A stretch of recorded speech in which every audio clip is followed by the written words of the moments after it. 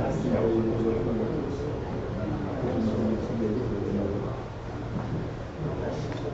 I think we can start. So we don't run too late. Someone else. Welcome. This is I think the last event before the summer break of Data Science Milan. And first of all, let's thank A.N.N.A and Aerobotics that allowed us to do this meetup. They will talk about A.N.N.A, which is a project that they developed, collaborated with us. And first of all, I want to just do an introduction. If some of you have never come here to say what is Data Science Milan and what we do. Well, we are just a group of people that collaborate to make events in Milan about data science, AI, machine learning, etc. We started in 2016. It was founded by us now 3-4 years ago. We are a technical community, so we do meetup that are technical. Sometimes we do some collaboration for more business-oriented meetup, but mainly we do technical meetups. We had a big growth. Now I think the picture is a bit old, but still it followed that trend after 2017. And we meet up once in a month, more or less. We are open community, but these are the people that collaborate the most with different roles. Of course, we are all volunteers, and we are looking for other people to join us because we need help. We need help in organizing events, deal with the social media that we have, and with all the communication with the speakers and guests. So you are more than welcome to join. How to contact us? We have a website, datasciencemilan.org. And the next event, as I told you, will be approximately in September. With this company that is called Action that will talk about some project that they have followed in the field of AI. Please, if you have any talk event that you want to organize, contact us. That we'll arrange something together. We have also a monthly digest that is curated by Riccardo, and every month, no more than that, we'll send you some news announcement about the community. So even if you have other things to say, to let the community know, please email us so that we can insert also in the digest if it's relevant. As I told you, if you want to have a talk with us, and we will arrange. Even if you have a company that wants to organize an event, host, sponsor it, you are more than welcome. Okay. We are volunteers, but of course we have some sponsors that help us in the organization of the events. The first one is A.N.N.A, which is the host that helped us in many events, and this one as well. And they will talk about what is A.N.N.A in a second. Our main sponsor is Oliver James. He's a company that is specialized in recruitment of technical people, especially in the data science, machine learning area. And these are some openings that they have at the moment. If you have any question, for other positions that may be open, contact us or Maria Oriani that has a contact there. I don't see her today, but usually she comes also to the talks. You can find these links also on our website. And as I told you, if you have any things to put on the wallboard for the talks or in the the website or for the other media, please send us. These are some opportunities that we have seen in next month in the Milan area. This is an event that will happen at the end of July about innovation, creativity, and data science. There is an international conference of artificial intelligence in Rome, 26-28. Our friends from Rome send us this opportunity, so please keep in contact. And you are more than welcome on sending us any type of correspondence that is relevant to the data science with us. So I finished for this introduction. I leave the word to Mika Mai to have a brief talk on what is this place. It will take 1 minute, and then we'll start the actual talk.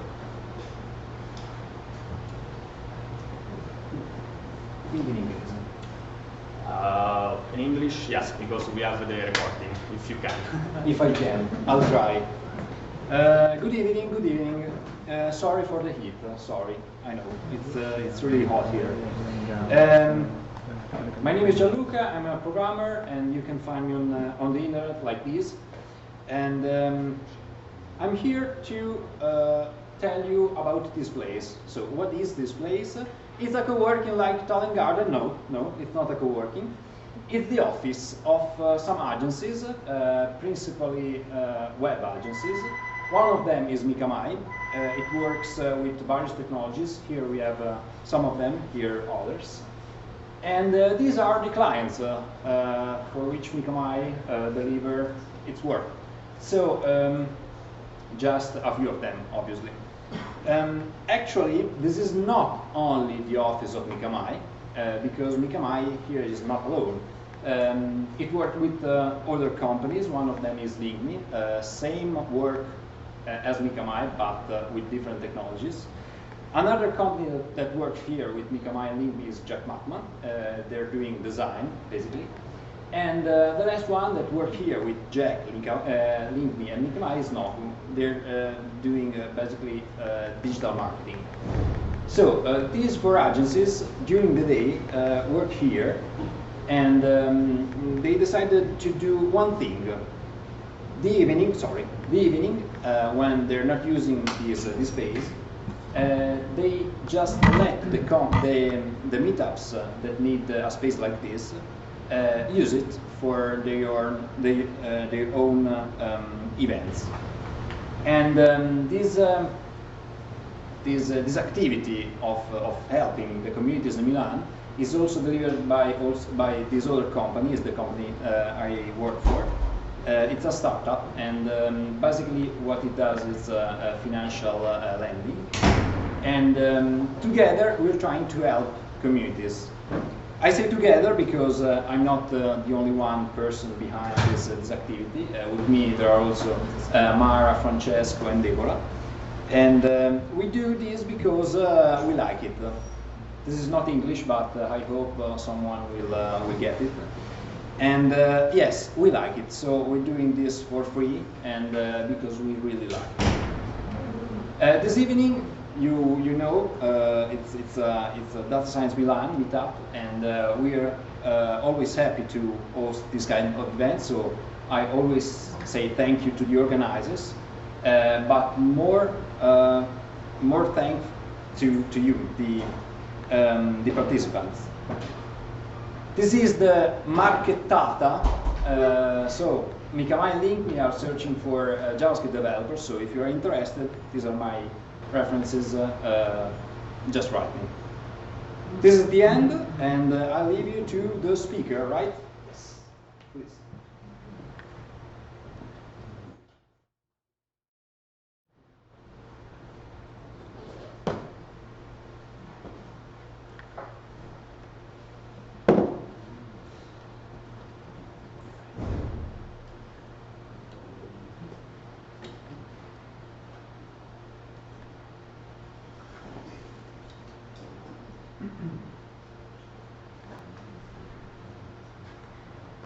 Okay, so thank you for having us. Oops. Apparently.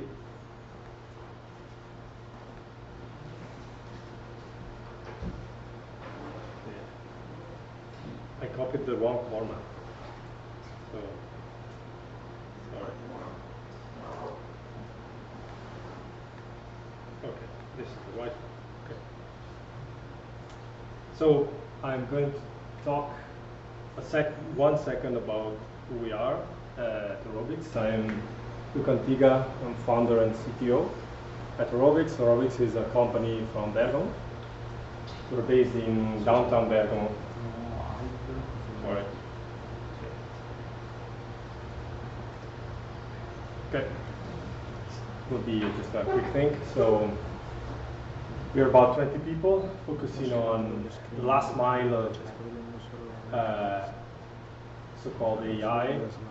We are basically split in 4 teams.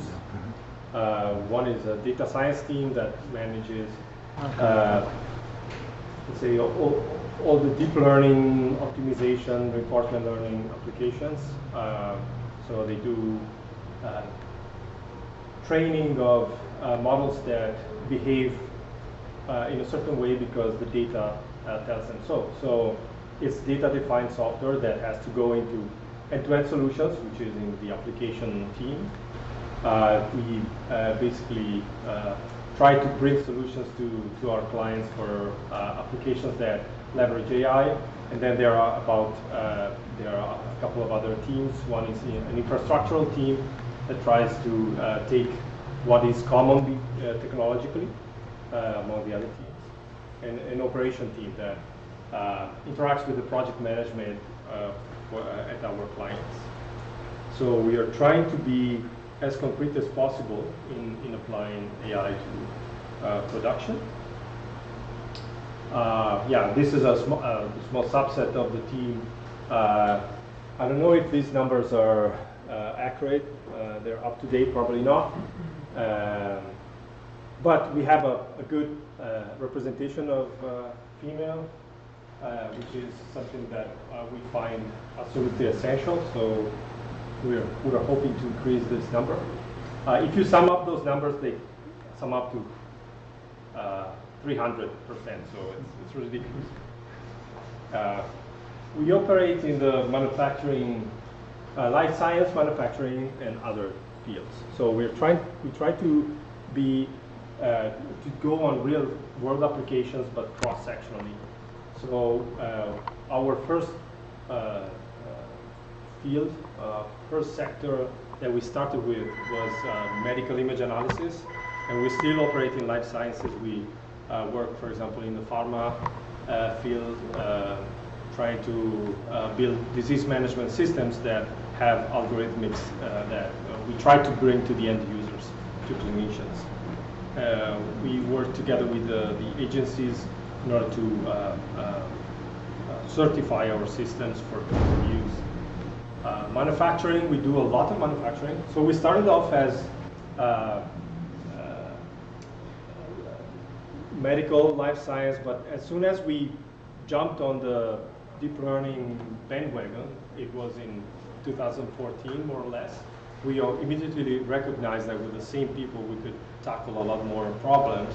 And we are in Bergamo, we are in, and you, of course, are in a very densely populated area for small medium enterprises that work in the automotive and a number of other fields. And really there's a strong need of new solutions to, for example, quality inspection problems or process optimization. And so this is also where we are operating. And so we are more international on the life science and more local in manufacturing. And then everything else, because the moment you say, no, I'm going to be vertical, I'm just going to focus on manufacturing, then somebody calls you up and say, what do you do? If you have a chance to collaborate to a game or have a collaboration on astronomy, trying to, for example, determine gamma rays from proton particles on Cherenkov telescopes arrays, then you really take it up. So we maintain our cross-sectional aspirations. And today we're going to talk about that project in the middle, which is the first game that is completely controlled by neural network, in which your opponents are completely controlled by neural networks. And we'll try to go back and step by step replay all the micro steps that we've done as a R&D endeavor at the beginning, and then together strongly intermingled with Milestone. Milestone is the publisher of the game, and up until production, where they really took over and took the game where it is now. The game has been released in June, and we have a copy here, original, and you can play it after, you know, there's pizza there. You can play the game, not in this order, otherwise the laptop would be in a bad shape. Anyway, so you can try it out for yourself. And we're trying to take the reinforcement learning techniques that we've learned to explore in the MotoGP game and take them to more production-like contexts. So this is also something we're working on, to take them into production optimization. And as part of our of what we do, we also try to build pieces of technology. And in particular, we started a spin-off company, which is based in the US. It's called TensorWork. And with TensorWork, we moved there all the core technology development that you see in red there. We're developing Redis AI, which is a Redis plus deep learning runtime. So we are trying to merge the concept of the key value store and a deep learning runtime so that you can use it as a runtime, but at the same time you can store data there temporarily, so you don't do too many hops. It handles back pressure for you. It's multi-backend, so you can run TensorFlow, PyTorch, Onyx ML, so traditional machine learning models. And we'll see in this project, we didn't use Redis AI, but we use Redis extensively in the MotoGP. And Hangar, which is something I want to mention because it's a new technology that we're developing with Rick Itzo, which is a co-founder for TensorWork. Hangar is a Git for tensors. So you all know what tensors are, like multi-dimensional arrays. And data sets are your source code in the end when you're developing a deep learning application. So you should really version your data. And there are many ways of versioning your data. One is to create one folder, it's bad and then good, people, Pluto, Paperino, this is okay, and make your subfolders proliferate, or adopt a data versioning technology. One very popular one as of late is DBC, which is something that sits beside your Git, and it's capable of versioning your binary files that you put in your file system. Hangar, it's a bit different. It sits in between because it knows that you're versioning multidimensional arrays. So it allows you to do not only branching, but merging. It allows you to take a data set that you have as a remote and then clone it. When you clone it, it just clones the metadata for it and not the data. So with a few megabytes, you have a whole representation of the COCO data set. And then you can fetch it partially, modify it partially, and push the modification upstream. So we are really building some building blocks of deep learning infrastructure. So if you want to look for it, it's Hangar-Pi on GitHub, and this is github.com Redis AI/Redis AI. We're developing Redis AI together with Redis Labs. Okay, I'm done with this, telling you who we are. We are recruiting, so if you want to send us a CV, that would be very much appreciated. And so I'm going to introduce. Sorry? No. Okay. I'm going to introduce the main theme and the main presenter for today. So as I was saying, it's loading. As I was saying, this was a work made in tight collaboration with Milestone, which is the publisher of this game. As I was saying, Milestone was very forward-thinking a couple of years ago. We got together by serendipity.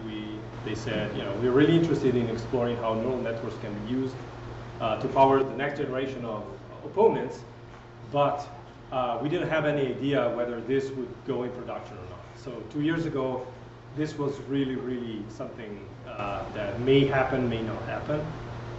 And after work that was carried on together, but mainly at Aerobotics for the first year, we made some prototypes that convinced Milestone that this was something that they could pursue.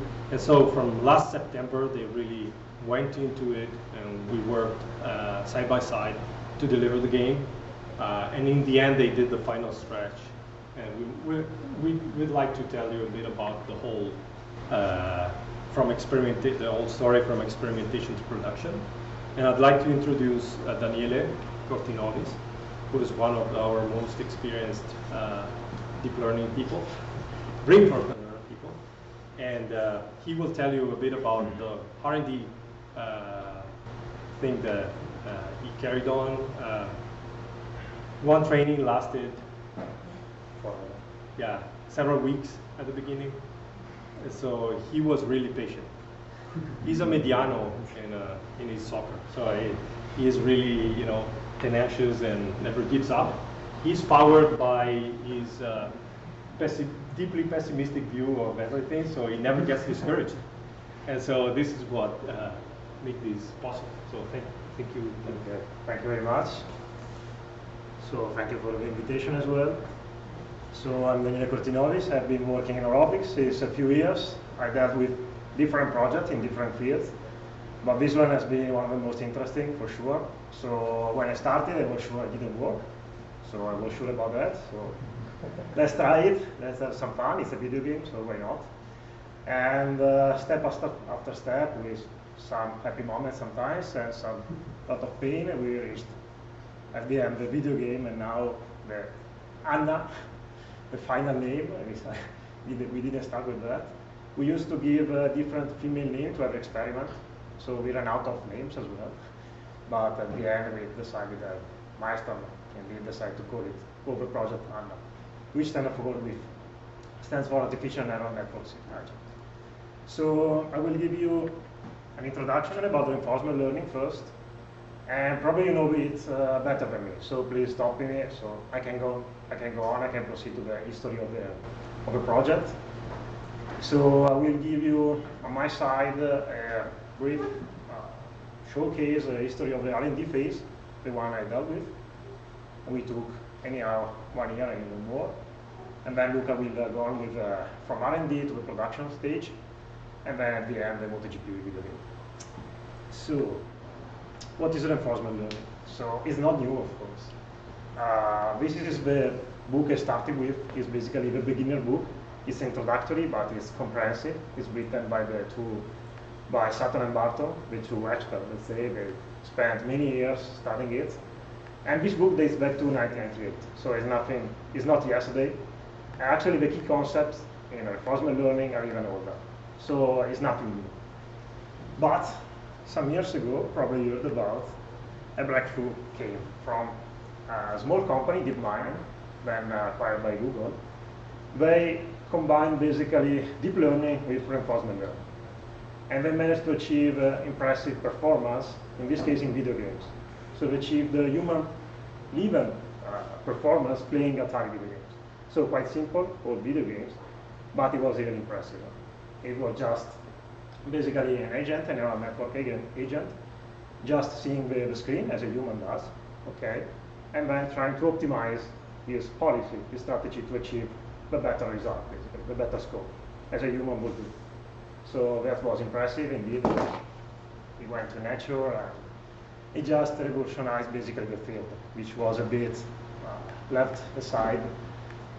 Was a lot of enthusiasm about deep learning, spatial classification, in image analysis, but this was even impressive as well, or even more. Then Of course, they didn't stop. They went on, and they tried to tackle more difficult games, not Atari. Go was considered a game that was almost impossible to be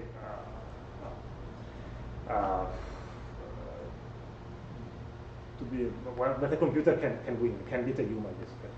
Still 10 years ago, somebody thought that it was basically impossible, and at least not in the following years or a decade. Probably heard about they made a movie also. I didn't want to advertise, but it's not a documentary, of course. It's something more entertainment. But it was nice. I just explained a little bit.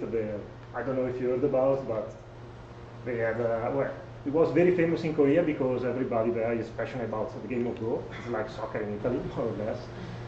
So they set up a game between the system, AlphaGo, and I don't remember the name of the guy, but there was a kind of a star in that country. And the system managed to beat him. So for the first time in history, a computer system managed to beat a human in this game, which is quite complex actually. Well, it's not complex by the rules, but the possibilities, the situation is basically nothing but an order of magnitude which is not possible with a standard system used so far. So this system is based on deep learning, of course, but there are still some rules written in programmed basically. So some tactics, some rules about Go are inserted in the algorithm. So it's based on deep learning. It's the system playing with itself many times, but still there are some rules inside the algorithm. So the algorithm can play Go, but nothing else. Of course, they didn't stop again, and then they arrived to AlphaZero, which is basically a generalization of AlphaGo. So this algorithm now can play Go, of course, and can beat the previous version of AlphaGo. And then it can play chess, Soji, which is the Japanese or Korean version of chess, I don't remember. And it can beat every other algorithm developed before for these games, and of course the humans. So it's kind of general, it's not still general artificial intelligence, but it's a great milestone. So these are the breakthrough happened in the last year, which gave a lot of revival in the field. So coming to us, what is reinforcement learning? Probably you know already, so I don't want to bother you. Basically, there is an agent, there is an intelligent agent which interacts with a world, with the environment where he lives, and he has to reach a goal, basically, and he can reach it by maximizing the premium, the rewards he gets from the environment. So how does it work? At every state, he receives an observation of the environment, the state, at time t, basically. He decides what action is better to do to achieve the goal, actually to get the best premium possible. So he performs an action in the world. So he changes his state. He gets a new observation and a reward, which can be positive, it could be a nice thing, or even negative if it's something that he wasn't fine. So he doesn't know explicitly what is his goal, basically. He will reach it eventually by getting more reward and reward. So in his lifetime, he has to collect as much as reward as possible. So this is called the return, which is basically the sum of all the rewards got during the time. And he will reach his goal by maximizing this sum. So it's quite simple. You just get an observation, which can be some numbers, some physical entities, some images, whatever. So then he decides what to do, and the action can be discrete or continuous.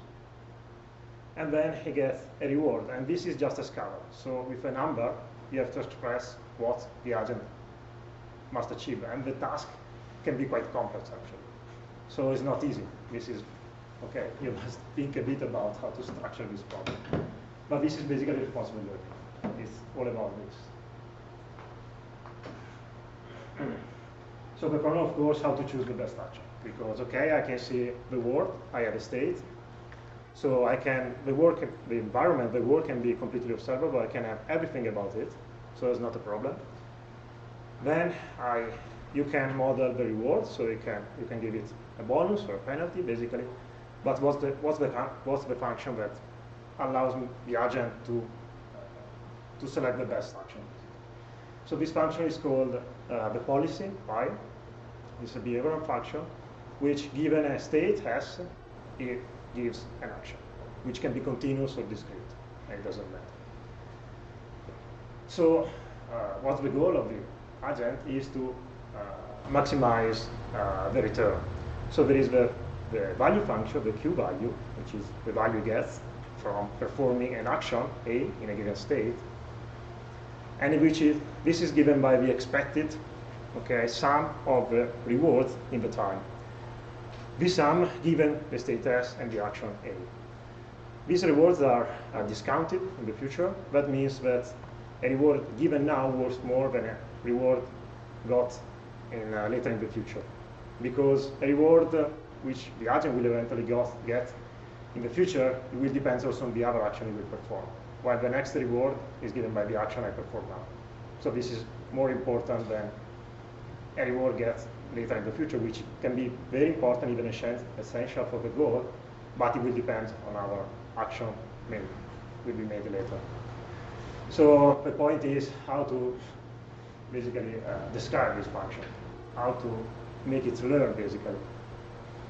So basically the question of course is how good is an action A in a state S. Once you solve this, then you have solved the problem. But for a simple environment, deterministic, discrete, you can do it by hand also. With a limited number of states, you can have in a lookup table basically. Every state you have a few actions, you select the best, so you know the path to reach your goal and to maximize the return. Of course, it doesn't work for continuous environment. You can have a lot of variables. The states are basically infinite. But reading the actions can be a lot, so the combination, of course, explodes, and you need something more complex. So there are different approaches, but there are three main strategies. So policy-based reinforcement learning, you search directly in the policy function in Python. So you try to find the optimal policy. So you behave state after state, you try to behave optimally to get the maximum reward, basically.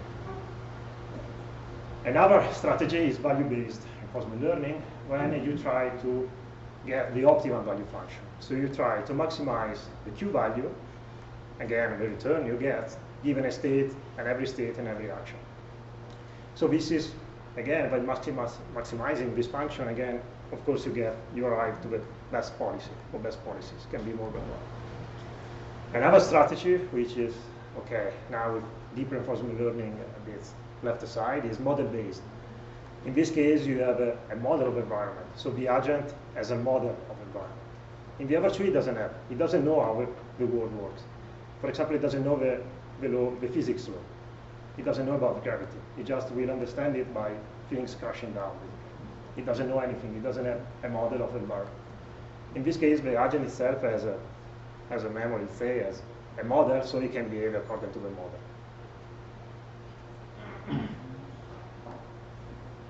So I was talking about the breakthrough in reinforcement learning, and this was the brilliant idea, which of course was not easy, and was simply to approximate the policy on the value function with an error network. So it's a complex function, of course, and it's hard to design or whatever. So why not try to put an error network with not even more parameters and try to approximate these functions. So that's why now it's deep reinforcement learning.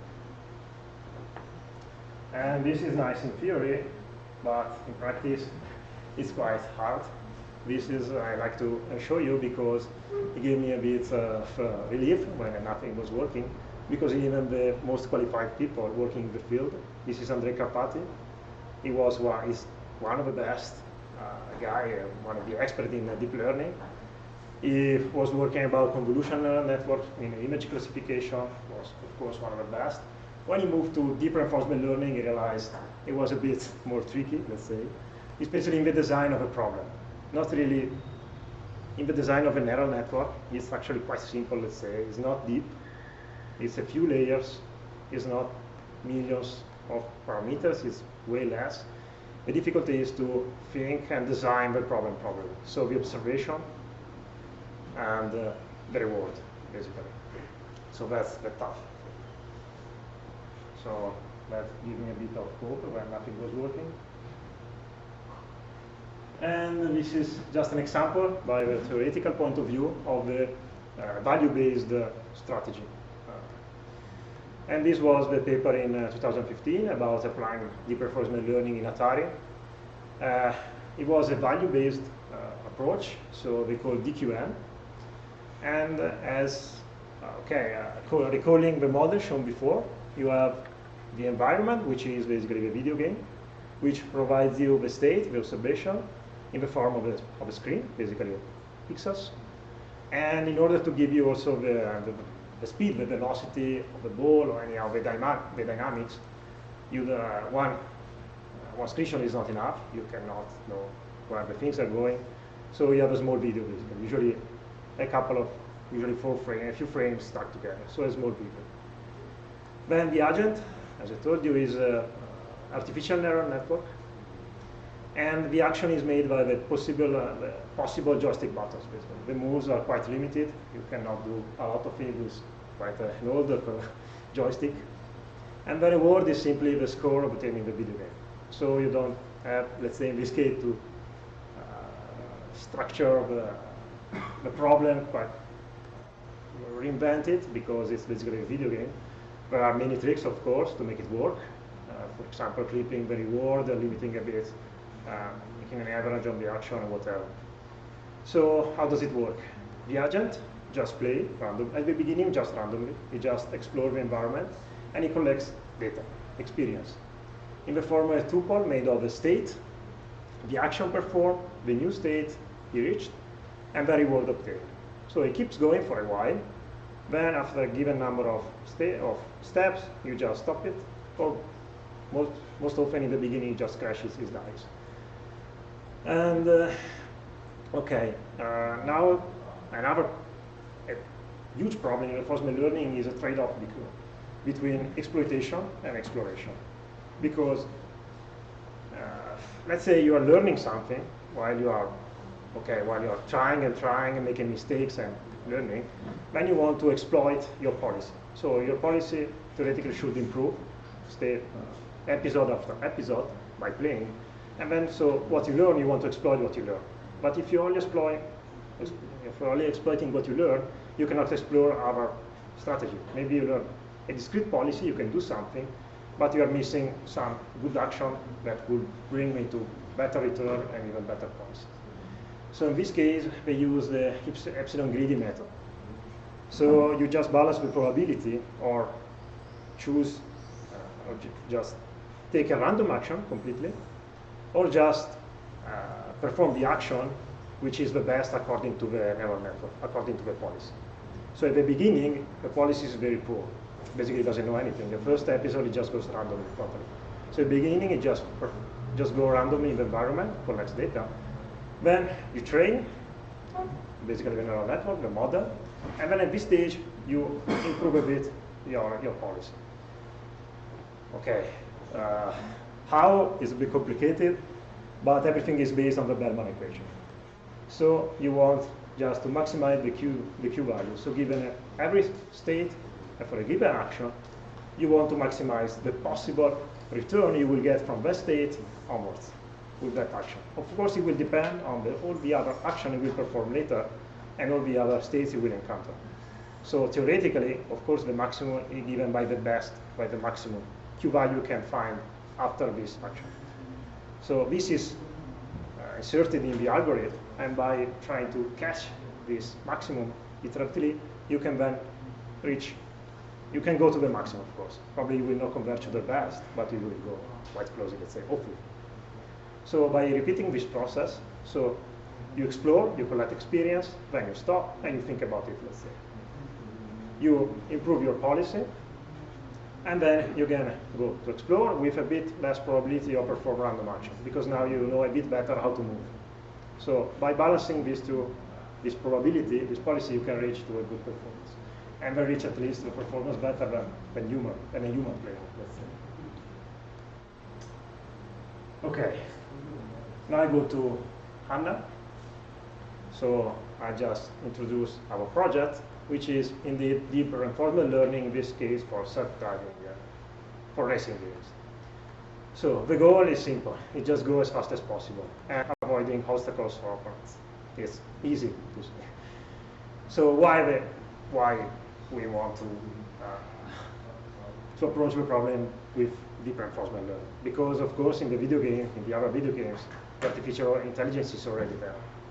I mean the pilots are already performing quite nice, and you can already challenge them. And it's nothing that is missing. And the problem is that in the previous video games, the path of the motorbike or the car is already programmed. So the path is the optimal one, of course, is taken from the real life, and the vehicle just follows that. Sometimes there is something random, but after a while, it's a bit boring, let's say. Once you find it where it goes, what it does, it's quite repetitive. So the first goal was to improve the gameplay, the experience in the video game. Hopefully, this system will give a bit more variability, will be a bit more random, let's say. So it will be a bit of a surprise, let's say, for the user. And then, by the company side, of course, reduce significantly the effort in the development of the AI, because it takes a lot of effort, time to program the path for every vehicle, for every pilot, for every circuit. Then, year after year, the physics become more accurate, the physics engine. So every time there is a modification in the physics, you have to check everything again, because you calibrate everything on that engine. This is modified, again, do everything. So we wanted to change a bit this strategy. So how does it work? It's very similar as told before. In every step, the model, which is an artificial neural network, chooses the best action. Okay, then this is sent to the video game, and this action is just steering, left or right, and just accelerate or brake, just throttle or brake. The video game elaborates the new state, so depending what I choose, I go a bit forward, hopefully, and then it's sending back again the new observation and the reward to the neural network. So when the agent crashes or reaches a maximum number of taps, hopefully, so it stays in the circuit and go on, the model goes to the training phase, so it hopefully will improve the policy. So this is a big picture of what is going on. So we didn't use the DQM because at that time there was already a better algorithm, which is the advantage actor critic model, which gave better performance in the attack.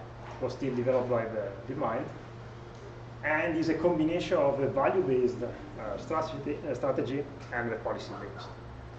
So I try to explain briefly how it works and hopefully to give you an idea. Again, the agent must explore the environment. So the agent, at every step, he just collects, basically, he will, at every step, he will provide an estimation of the value of the state where it is. So, speaking about the motorbike, if a motorbike in a turn, basically, is well tilted in the right direction, is in a nice position, that state will theoretically worth a lot. If I'm basically about to crash, that state is very poor because the probability to recover and to go on is very poor. So the objective for the neural network is to provide the right estimation for every state. So nice state would worth a lot, and poor states where I'm about to crash would worth less. So there is a part, the critic, in the neural network, which has to estimate the value of the state I am. Now, I perform an action, and I memorize the action I perform, but most important, the probability. Because in this case, the neural network doesn't provide an action discretely, but gives a probability distribution of taking one of the action available. For example, if I have 7 possible actions available, the neural network provides the probability distribution of taking one of these actions. And then, of course, it's all the reward provided by the environment. So, the agent explores the environment, he gets all these values, and now, after a while, if it crashes or reaches a maximum time because it cannot stay there, it cannot explore forever, it doesn't make sense, we will never improve the policy, we go to the training phase. Okay, At this point, basically, the agent tries to recall the memory, basically. Just rolls out all these tuples, basically, and calculates this quantity. So the advantage is the difference between, for every step, so just starting from the first step onwards of his experience, which he collected, it just basically calculates the difference from the estimation he gave from that state and the actually return he got from that state onwards. So probably, for example, the agent thought that that state was very nice, it gave you a high number, but after that it just crashed. So it wasn't really a nice state. Then, given the advantage, the algorithm calculates the policy loss. So this is the cost function, basically, in the algorithm. And this is the most important, basically. So this is basically the logarithm of the probability of the action performed multiplied by the advantage. In simple words, this means that by minimizing this, that means that the agent wants to increase the probability of taking action which brought to a big advantage. But that means that basically I thought that state was bad, but after that I got a huge return. So there was a big advantage in that state. So I want, next time, in the next episode, I want to increase the probability of taking this action because it brought me to a very nice state at the end, to a nice score, let's say. So it will improve the probability of taking that action. Then, another factor of the cost function is the value loss. And this is the difference between the estimation given by the neural network, by the agent, and the value actually obtained. So another task is for the neural network to increase the precision in the estimation of the value of the state. So that's why it's called actor critic.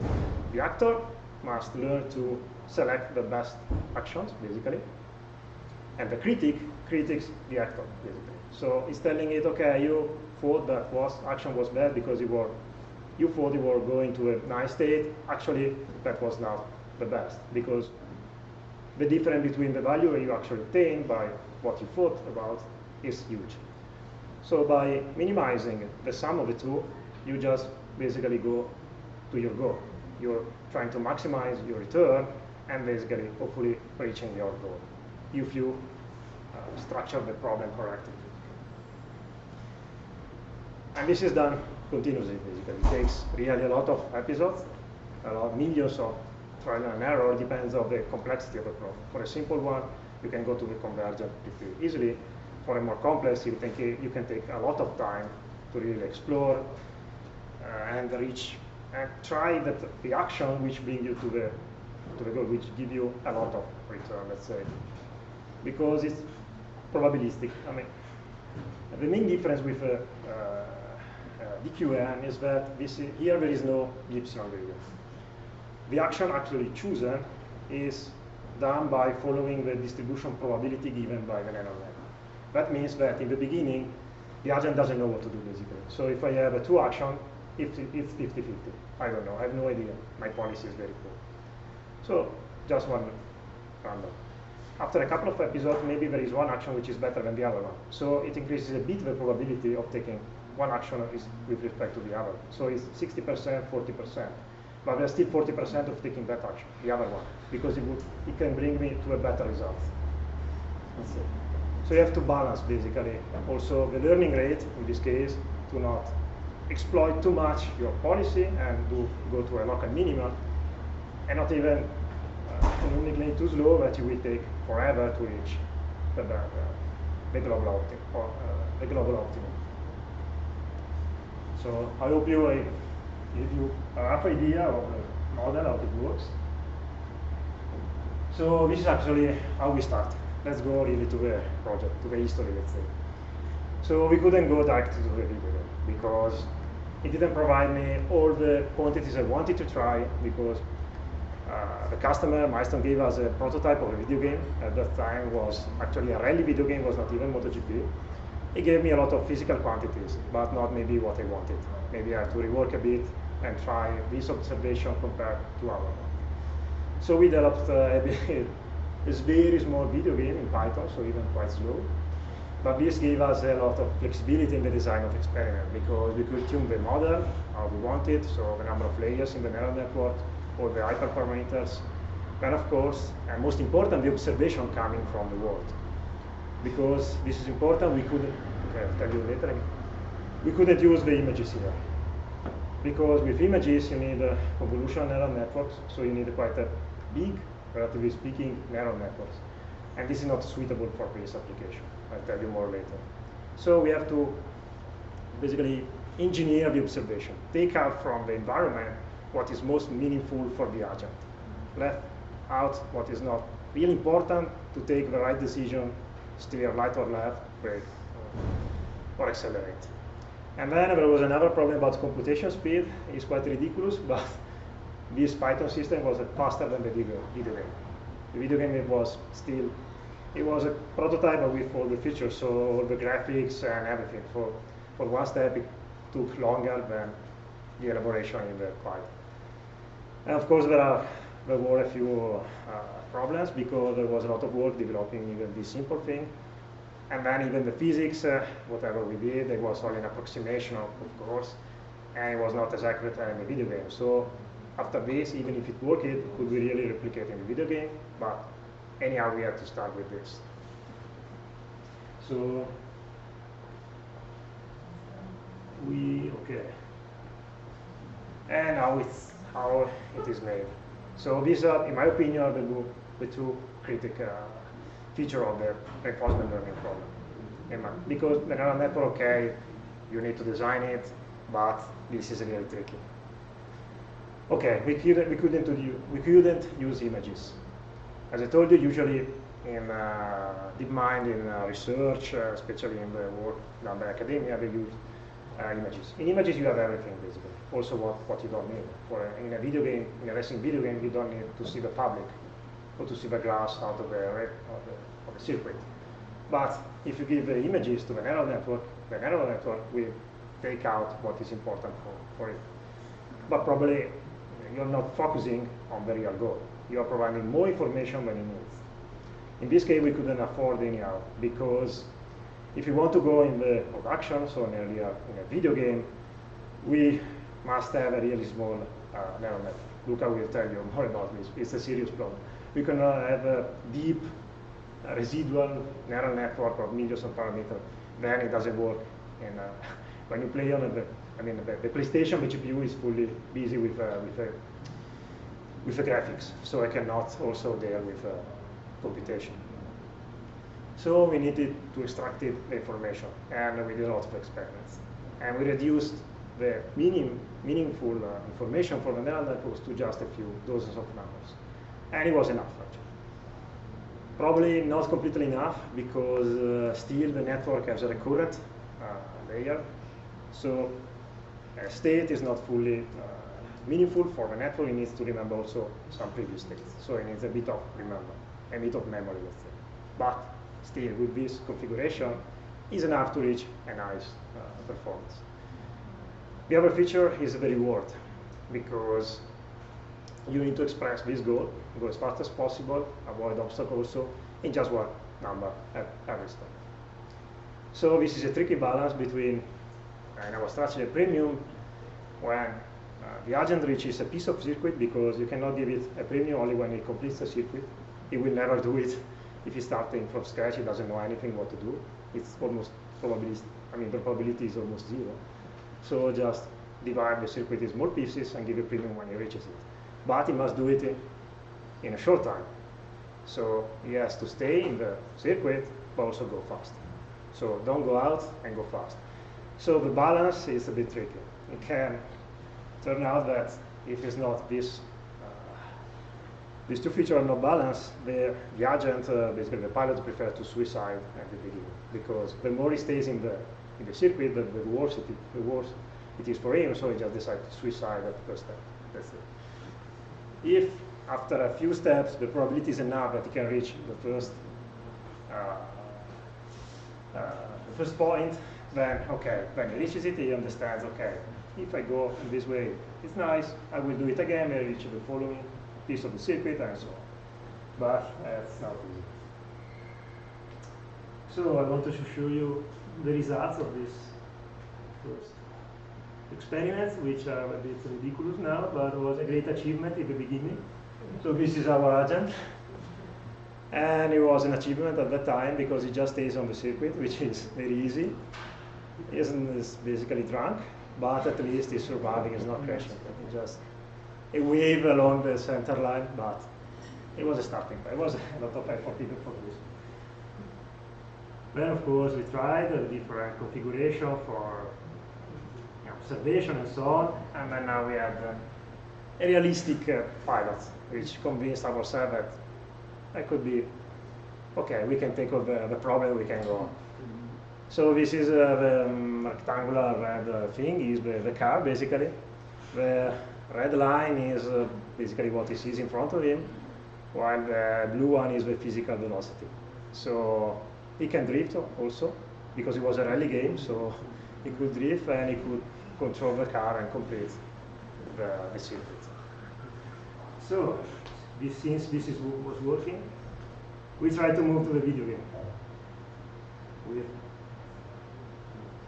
At that time was Gravel, basically. It was a prototype for a Gravel game, video game. It was a rallycross, something like that. So, okay. The video game didn't give me what I really used as observations, so the physical data I elaborated again in the Python script, basically. So it was a bit slow. So take the data from the video game, the state, do a bit of calculation. So let's calculate what I really need for the agent, calculate the reward depending where the car is, what it did, and then let the neural network decide what to do and give an estimation of that state. So then the agent, the neural network, indeed decide what to do. So I decided the steer value and acceleration or brake value, which is sent to the video game. This little step is executed, I get a new state, and I'm going to go on. But there was a problem because it takes a really long time to reach a nice performance. The video game was a bit slow. That was one of the main problems. Because by driving randomly, you cannot learn it in 2 or 3 steps. It's hard. So in the simplified environment, as you can see on the basically on the right, you need at least 60,000 episodes. So 60 trials and error before the agent understands what to do. The return, so it's what you see on the y-axis, basically, it's an arbitrary number. It's the premium I give it when it does something good. So when it goes along the circuit in short time as possible. So basically it does nothing for a long time because it's still trying and trying, exploring the environment. After a while, he catches some good combination of steering, acceleration, and braking. He understands that actions brings to very high return compared to the previous one. And then there is basically an illumination. He understands what what it is doing, and then there is a steep improvement in the score, basically. But it takes a long time. So to reach this convergence takes 3-4 days at least, with 100,000 episodes in a simplified environment. So even the physics is not so accurate and complex. Obviously, the video game was. The computation was a bit slow due to the graphics or other things which is not interesting for us. So in 7 days I could reach 6,000 episodes. But if you compare to the simplified environment, you see that at this stage the agent is doing nothing. So it was a nice idea to go to the simplified environment. So at least I knew that there was hope that the agent could learn something, because staying on the video game, you can spend basically 2 months and see no results at all. So Milestone provided us a much faster video game, and at the end we applied basically almost the same algorithm to the video game. We transferred it. Now the video game is much faster in computation, and we reached a nice, for the first time, a realistic trial. Okay, here the rendering really sucks because the frame rate is low, is blocked by Python, it's very garbage, but at least you see a pilot driving, okay, an artificial neural network driving a realistic video game, and he can achieve a good lap time, basically. It was close to the one developed by designer, AI designer. So before you fall off.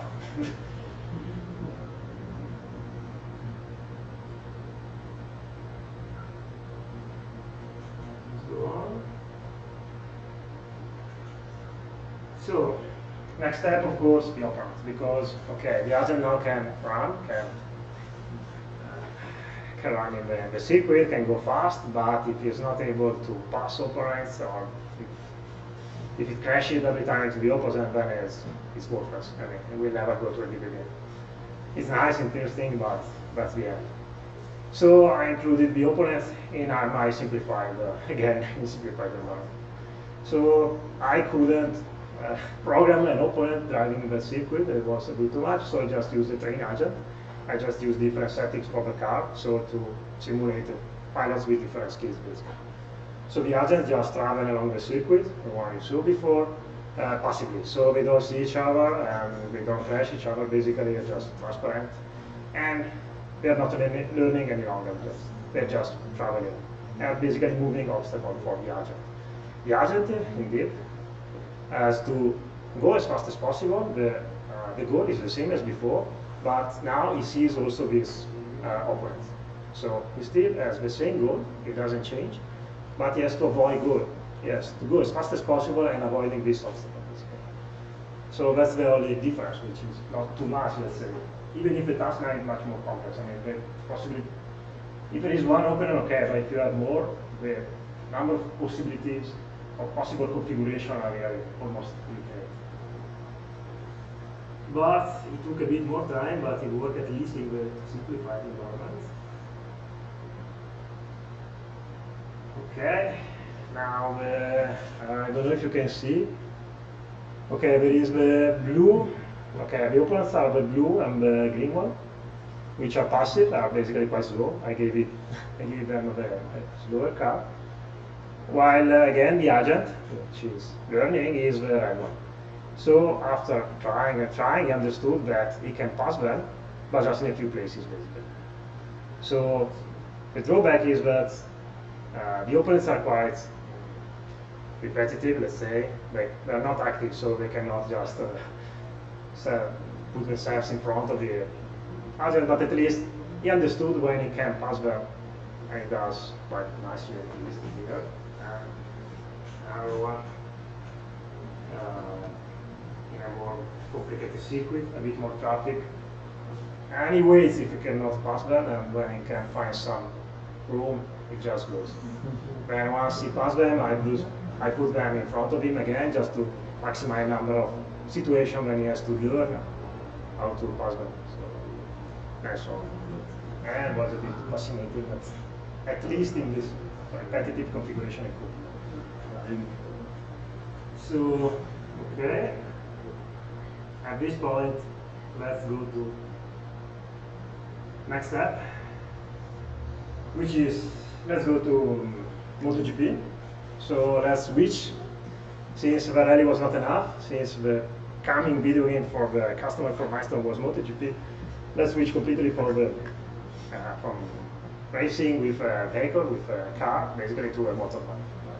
And there are a bit more difficulties. Okay, most of the things are the same, but of course the dynamics of a motorbike is a bit different with respect to the car. You cannot drift with a motorbike. So we got the video game. We couldn't start on the simplified environment because I should have developed also the dynamics for the motorbike, but it's a bit more complicated. So we went to a video game directly and modified the visual observation just to include some of our physical quantities. And we got some promising results in the video with MotoGP. So I show you the movie later. Okay, we went through a lot of pain, but finally we managed to have a performing agent. So this is, I guess, Rossi driving, and okay, the blue line is the ideal path, basically, the speed line. So the line that the professional pilots follow. And this is emerged. This emerges basically from the algorithm, basically. Although this is not completely true, because in this version we set some gates. Basically, we added to the reward function basically some gates to force the agent to follow this blue line, because we realized that okay, the goal of the agent is going as fast as possible, so it doesn't care what it means actually. If he can cross in the grass or just drift or whatever he does, he exploits whatever is possible for him to go as fast as possible. So we had to force him to go through some gates placed, of course, along the blue line to replicate a natural behavior or professional, basically. This is because the physics was not really perfect, accurate as the real one. And if you just let the neural network go as it was, with only one rule, it just goes, of course, where it wants. So if it doesn't follow exactly in some places, it follows the blue line because it's the best. But in other cases, it can drift a little bit or just stay a bit out in the turns, and it can have even a better lap time, basically. So this is basically the agent obtaining. It can reach pretty fast now because they optimized a lot the video game. Really, they took out during the training the graphics, everything is just computation of the physical quantities we have, and it's still a few dozens of numbers basically. So it's very fast, and in a couple of days the agent can reach, as you can see here, it gets a better lap time just stay out in the turn and drifting a little bit, which is not physically possible, but it is possible in this video. And even here, it's not really convenient to stay on the right. You can just stay in the middle and you still have better time. Anyhow, in a couple of days of training, you can reach the lap record and even beat the most experienced players in this video game.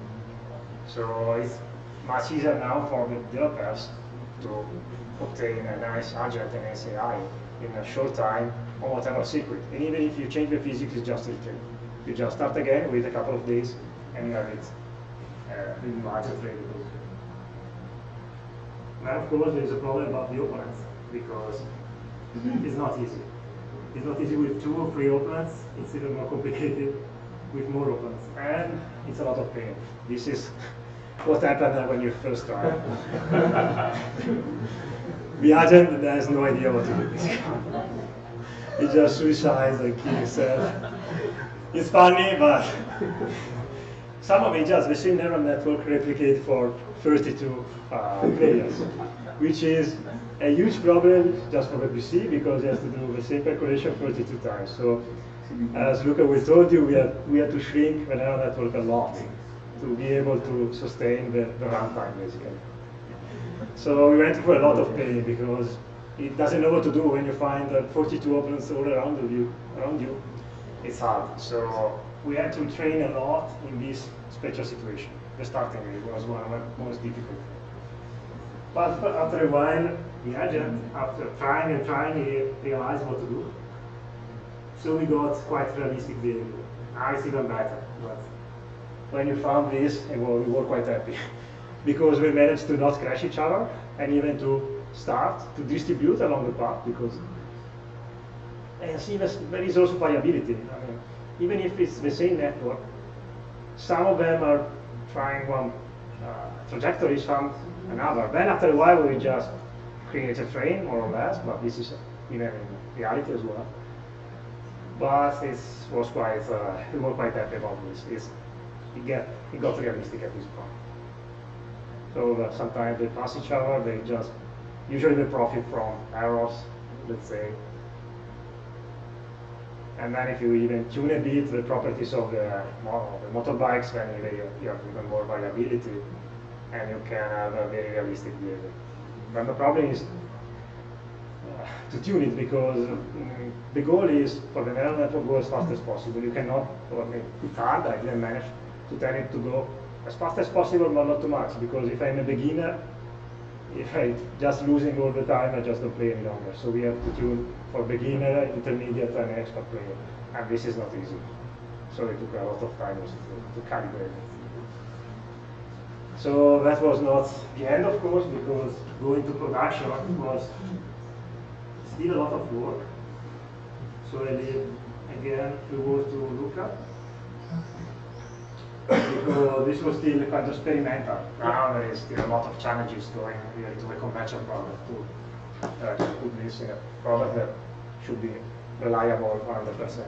Yeah, this is the time when, about this time, Milestone really put a lot of effort in providing a game that was fast and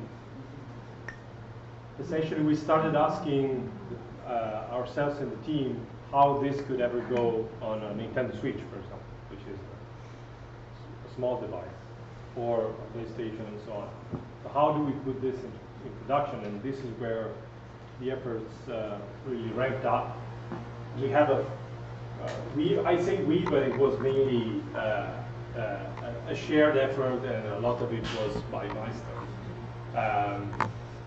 We had to brainstorm how to make the model fit in terms of memory. And of course, the more parameters the network has, the more computation it has to do. Of course, all these devices have GPUs, but the GPUs are busy with the graphics calculations.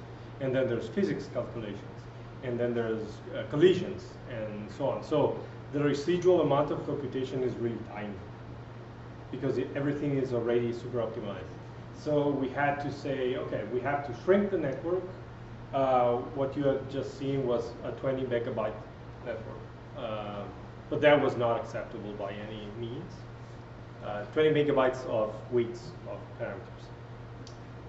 Then there was a problem of how to integrate the network in game, because you cannot run Python on a GPU, on a console. And then we had, like the model you've seen was great for us, but the real experts saw kind of misbehaviors in how the motorbikes behave. And so they wanted to make them behave as realistic as possible without hard coding the behaviors, but making the behaviors emerge. So we needed a way to boost experimentation and run training very quickly and in parallel. And then what to do for multi-agent. Multi-agent was a big deal because they had to, the motorbikes with a small network, they had to drive very aggressively solo, then to handle, with the same model, to handle the starting grid, and at the same time handle overcoming and passing and aggressive playing in small groups. So it was a lot of behavior to learn. Okay, so in September, basically, Milestone really kicked in their development firepower. So shrink the network. This is something we did at Aerobotics. So system memory in consoles is constrained. Compute on CPU is shared with a bunch of other things. You can't run on the GPU. And there are 20 plus agents running concurrently. So at every step, every agent has to know what to do based on their individual interactions with the environment. So there's a lot of compute. And we didn't know if we would make it. In the end, Daniele, not this Daniele, the other Daniele that worked on the project, who is at the seaside now. So, ciao Daniele. Daniele Ciriello made a few tests, and we saw that we could pay in a bit of price in a conversion speed. We could shrink the network from 20 megabytes to 200 kilobytes. And so there was hope to deliver this network as the network powering the agents. Initially in the development, we didn't bother about size, and then we achieved shrinking, but reducing the number of neurons, like the width of the network, not really the depth. Depth stayed the same. There was an LSTM module inside the network. It's very important to be able, in order for the agents to learn the dynamics of the physics. Dynamics is the derivative of the velocity. So the network has to integrate the position and velocity information into something that looks like dynamics. So if you take the LSTM module away, the agents don't really learn anything useful. They learn to be very conservative, but they don't really learn how to govern the motorbike in a realistic environment. So we retained the LSTM, but we shrunk the number of parameters, as in width. And it turns out that a very small network can retain very complex behaviors when trained for enough iterations. And then how do we integrate that in game? Because you don't want to build PyTorch on a PlayStation because it's or a Nintendo Switch. It's something you don't want to do. So there was a real engine. One possibility was to integrate a runtime. I kind of advocated trying that at the beginning, but Giuseppe Campana at Milestone said, no, let me do that. And in a few days, he came up with this really awesome PyTorch to Onyx and Onyx to CodeGen in C++. So basically, he built something where you could generate C++ code out of an Onyx file and then compile that, just build that into Unreal, and then the weights could be loaded more or less dynamically. So at this point, we had the possibility to perform a forward computation within Unreal, and then collect the experiences and do the rest outside. So this is the kind of architecture we wanted to build. So now if you have PyTorch code for the backpropagation and optimization, you can then export in Onyx, export the weights. Weights are loaded by the game. The game can do some experience with that, export the experience, and so on.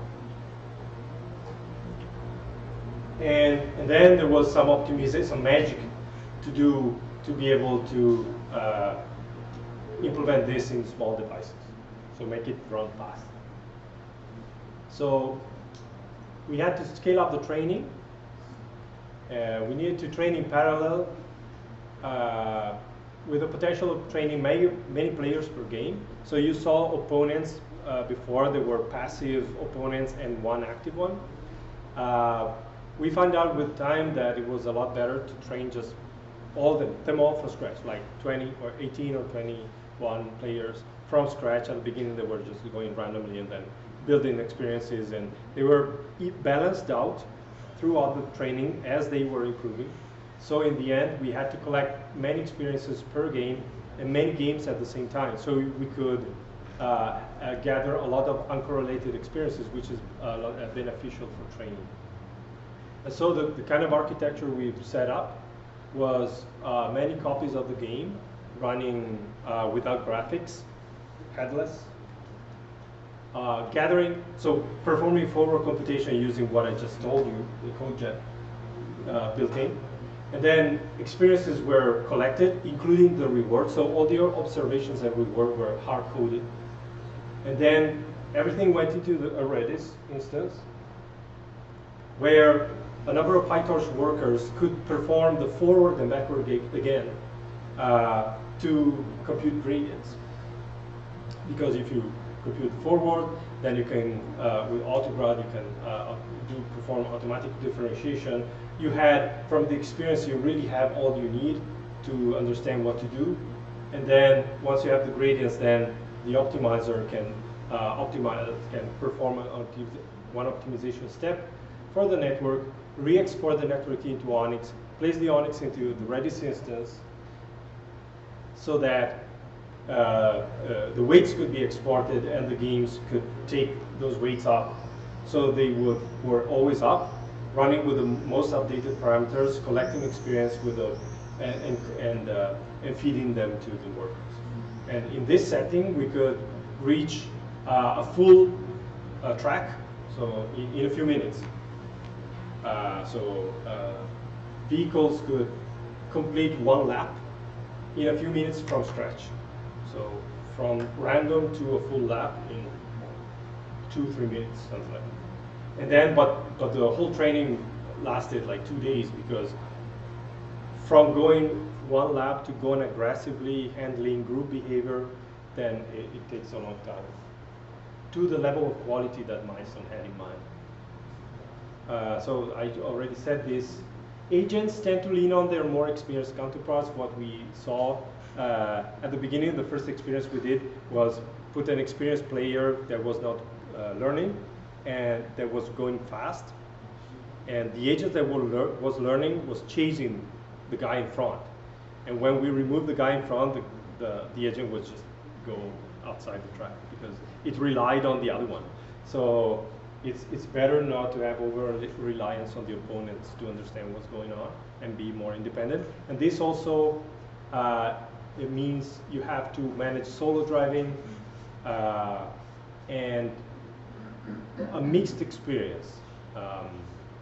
For example, starting grids, we had Milestone found out that you had to randomize starting grids as much as possible through the training episodes, so that you could mix solo, starting grid, and head-to-head to have the best performance. And the last final stretch, like for the last few months, Milestone really took over. They did a lot of engineering on observations and rewards, fine-tuning them. They had a parameter file with hundreds of entries that were not all used, but only a few tens were used. But it was a really sophisticated way to teach agents how to drive aggressively.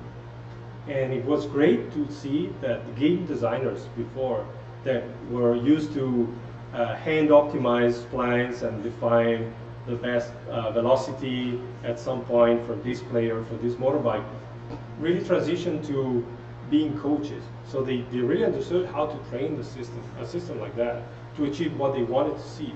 And so in the end, they changed their job completely. But it was great to see how quickly they could do that. And in the end, trajectories and behavior emerges from physics. Sometimes they found bugs in the physics system by looking at what agents were doing. Like the agents were skidding too much outside or hitting the cordon. I don't know how to say that. With too much. Because they were triggering kind of bugs in the physics that allowed them to go faster. Okay, so this is the end. This is the thing. And when I went with my kids to the shop, I showed them the aerobic sign, and they were like, "Oh, really? You did that?" I didn't do that, but at least we have a name on there, and I think we contributed significantly to this. And it was a lot of fun, a lot of sufferance at the beginning, then a lot of sufferance by Milestone at the end. So they had a fair share of sufferance too. And now probably they will take this system and make it grow in the other games. I have a copy of the game if you want to try it out and see if you find any difference, if you're an expert. Usually experts really catch it from the get-go. I usually get dizzy a lot when I look at this game, so I can't really play a lot with that mode. And so thank you. There's pizza there, there's some beverages. And if there are questions.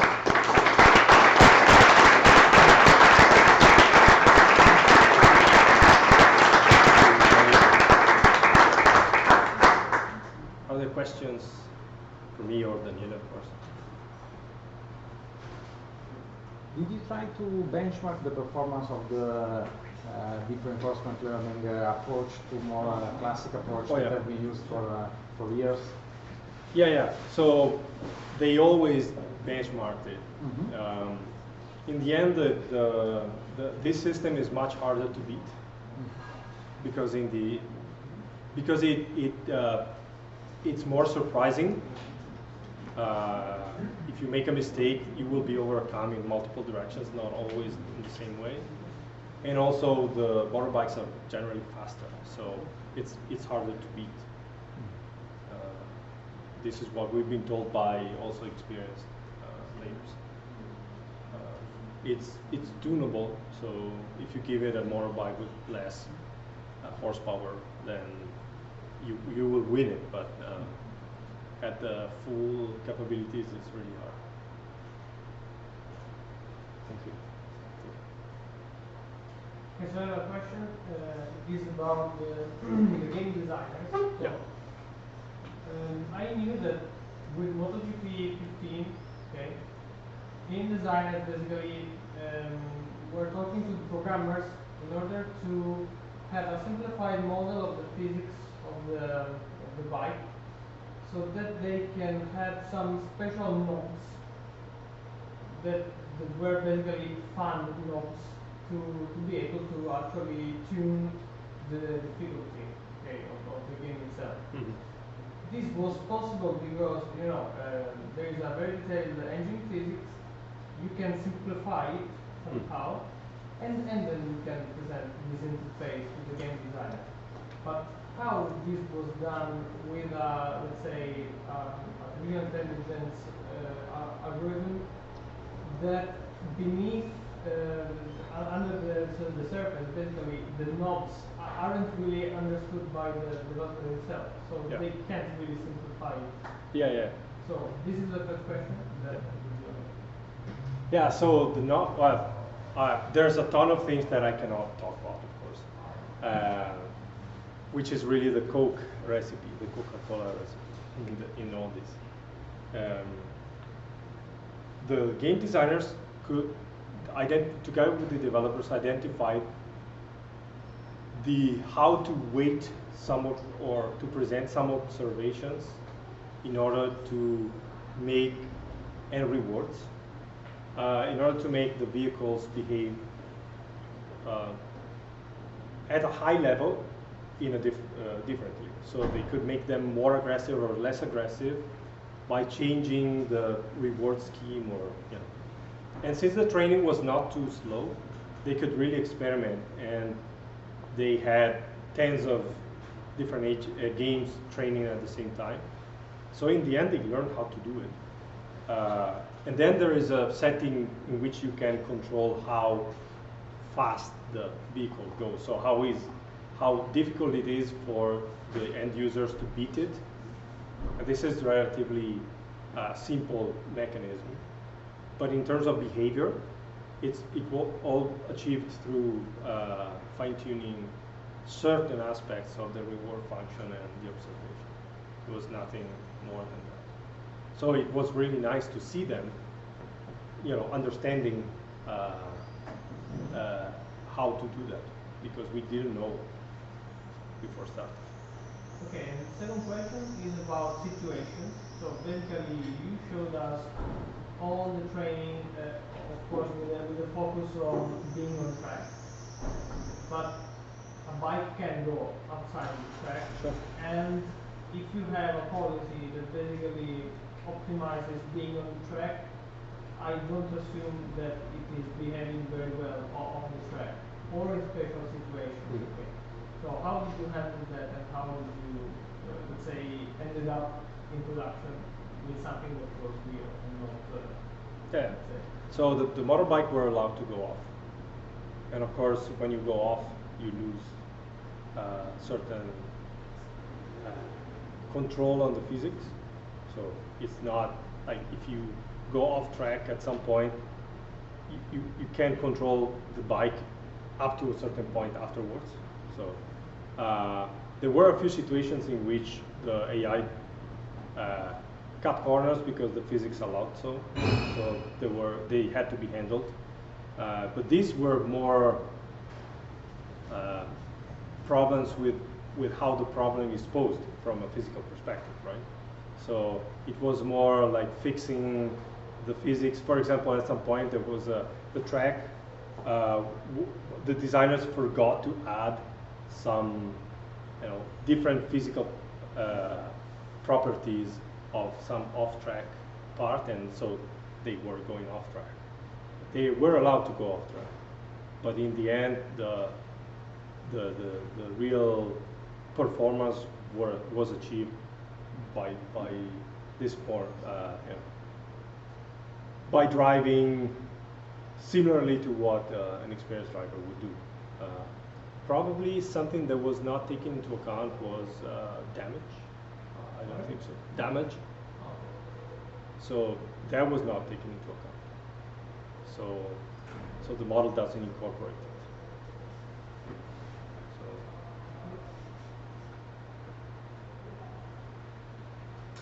shouldn't it be the developer's job to provide the correct and realistic physics instead to artificially tweak the artificial intelligence in order to stick to more realistic pattern? Oh yeah, that what because yeah, I mean, sure. when the artificial intelligence finds tweaks that are considered not realistic, but the physics, the game physics allows, so the artificial intelligence is doing a correct job. Yeah, exactly. So actually, I find it kind counterproductive to alter the behavior in a non-optimal way. Sure. It should be just the developer's job to fix the physics and provide a correct training environment. Do you agree to that? Yeah, of course. So why did you opt to? No, we didn't opt for No. that.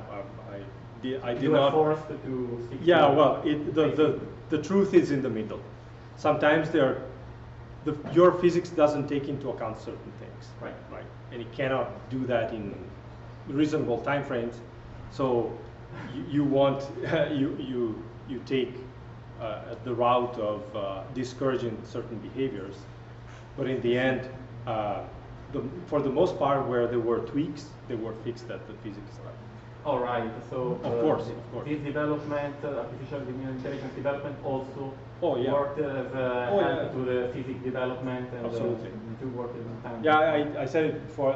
There were a number of physics bugs in the physics engine that were discovered through training. Did you have to retrain after the developers? Of course. Yeah. But retraining went on like really close to deadlines because actually Milestone had hundreds of different agents, and the agents that made it to the game were not the most aggressive, they were not the most crazy, they were not the most conservative. So they had a whole population of agents that they chose from looking at the behavior through the expert lenses. Yeah, there was training, retraining all the time. Even when the motorbike properties changed at some point and the tuning changed, there were new trainings. Not because with different properties the agents could not drive. They could drive, of course, but they couldn't drive aggressively enough or realistically enough. And so they were very expert eyes on top of the behavior of the motorbikes to be able to spot things that we couldn't spot. To us, it was fun, and they said, no, it's not correct because it's not. This is not the way you approach a curve and so on. So. But you're right in saying that the physics dominates. Yeah, so maybe you can't reveal much, but I'm interested about how you went about designing the architecture of your networks, particularly maybe at the beginning when you're kind of not getting any success anywhere. How do you know where to go down? Was the critic and the policy network, was there some overlap? Yes, was the same actually. It was the same. Yeah. Actually the same way. Actually the same. Just the exit. Just the last layer, one for the value, basically just one number. And then another layer with a few parameters, a few euros for the action. So the same network, and then just the last two layers for two different rules. So it was effective. I mean, the computation in only one network, not two, so it was faster. And then it was at that time demonstrated in the literature that the performance was even better with one network instead of two. We tried even two, we didn't see a lot of difference, so we stick to one. And at the early stages, we were just doing like kind of a grid search, different as possible. We had a lot of trial and error, try just by hand. There is not a receipt. Yeah, no, sure. Yeah, the simplified model really helped. The simplified model was instrument.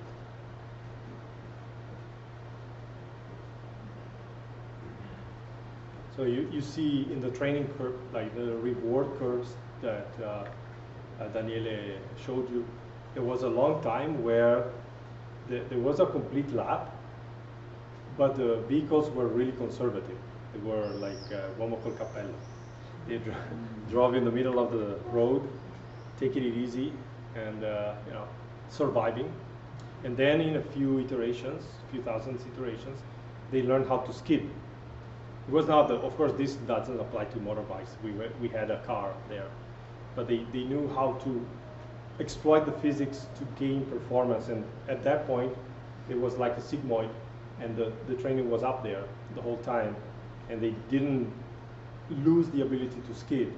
And when we moved them to another track, they still could skid, and they just had to be fine-tuned on the new track, just like a professional driver does. They already know how to drive, and they have to learn how to interpret the circuit. So if you don't have any other questions, there is a small buffet that Aerobotics bought us. So give a hand to the speakers because they were very